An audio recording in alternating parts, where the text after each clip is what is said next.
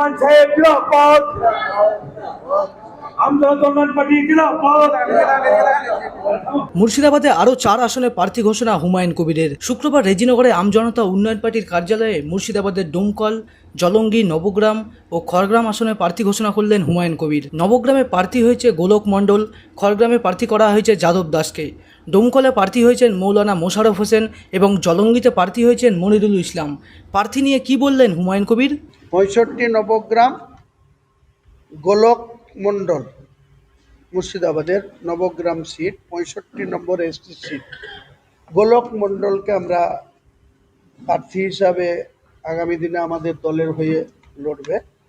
এছাড়াও 66 খড়গ্রাম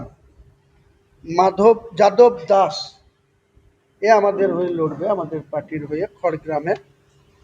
এছাড়াও 67 বড়ুয়ানটা পেন্ডিং থাকছে।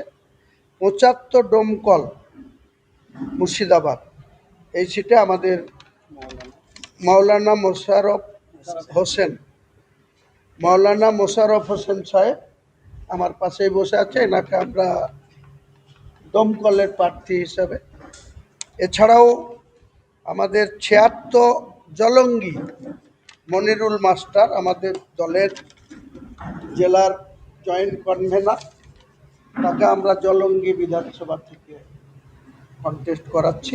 হুমায়ুন কবিরের দাবি, মুর্শিদাবাদের বেশিরভাগ আসনেই প্রার্থী ঘোষণা করেছে তার দল, বাকি আসনেও লড়াই করবে তার দল। দুটো মুর্শিদাবাদের 3টে সিট পেন্ডিং থাকলো, 4টে, এক বড়ুয়ার আর এক শামশেরগঞ্জ, এক সুতি আর সাগরদিঘি।